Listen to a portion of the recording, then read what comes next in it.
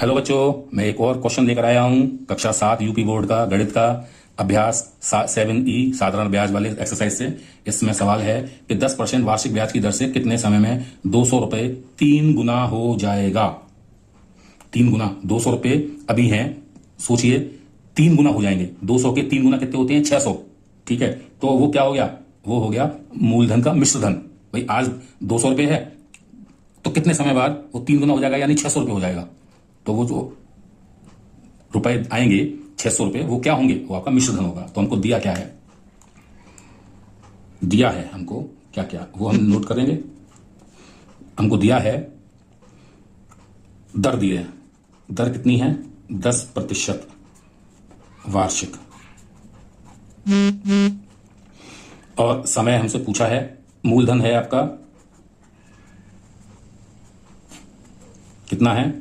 200 रुपए। ठीक है, और 3 गुना हो जाएगा, मतलब मिश्र धन आपका कितना हो जाएगा?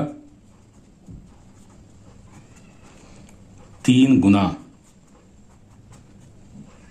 मूलधन का, यानी 3 गुना का मतलब गुणा मूलधन कितना है? 200। तो ये इतने रुपए हो जाएगा, यानी ये कितना हो गया? 600 रुपए। अब देखो, आपको ज्ञात क्या करना है? ये तो दिया है, ज्ञात करना है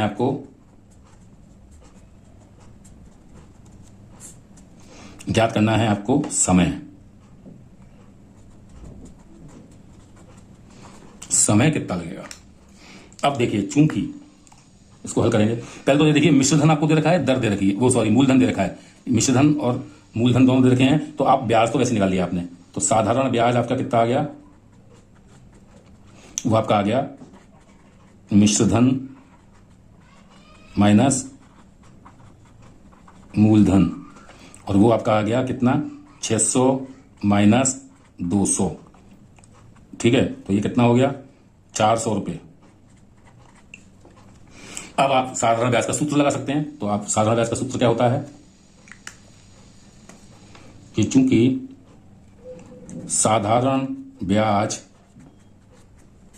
बराबर होता है मूलधन गुणा समय गुणा दर बटे 100। ठीक है, तो आप क्या करेंगे? साधारण ब्याज आपने पता है, आपको 400 रुपए है, यहां 400 लिख दिया इसकी जगह। मूलधन आपको पता है कितना है? 200 रुपए है जी, 200 रुपए लिख दिया। समय आपको पता है जी, अरे साहब वही तो निकालना है, नहीं है पता है तो कोई बात नहीं, समय को समय की तरह लिख दो। गुणा दर पता है जी, हाँ जी सब पता है जी, दर है 10%, तो उसको लिख दो, बटे नीचे 100 तो है ही है जी। अब जब आप इसको लिखते हैं तो आप इसको हल करेंगे तो 2 जीरो से 2 जीरो उड़ गए जी, उड़ गए जी, हाँ जी उड़ गए। तो ये क्या हो गया जी? ये हो गया आपका जी 400 बराबर, यहाँ 2 बचा है, यहाँ 10 बचा है, इनको गुणा ही कर लो जी आपस में, तो गुणा तो हो ही रहे हैं। तो 10 दूनी 20 हो गए जी, गुणा ये समय, ये समय भी लिख दो जी। अब समय आपको अकेले करना है, तो हमने बताया था कि इसको अकेले करने के लिए इसको शिफ्ट करना पड़ेगा, इधर पक्षांतर करना पड़ेगा। तो 20 इधर गुणा हो रहा था जी, इसको इधर लेके गए तो ये क्या हो गया? भाग हो गया। तो भाग किस में करेंगे? 400 में। तो 400 बटे 20 हो गया, ये आपका आ गया जी समय।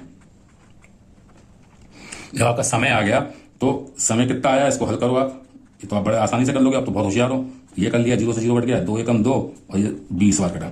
तो आपका जो 20 आया, ये क्या आएगा? सब बातें वार्षिक की चल रही हैं, तो ये वर्ष आया। समय आपका 20 वर्ष आया, और यही आपका उत्तर है। उम्मीद है आपको ये समझ में आ गया होगा। नहीं समझ में आता है वीडियो को रिवाइंड करिए, फिर से बोल रहा हूं, और समझने की कोशिश करिए। फिर भी समझ में नहीं आता तो कमेंट में लिखिए, हम कमेंट में आपको समझाएं, दोबारा समझाएंगे इस क्वेश्चन को, चाहे इसके लिए दूसरा वीडियो बनाना पड़े। और हाँ, जो भी आपकी राय है उसको लाइक और कमेंट में लिखिए। लाइक करिए, वीडियो पसंद आता है और तो कमेंट करिए। ठीक है, ओके, मिलते हैं नए वीडियो में।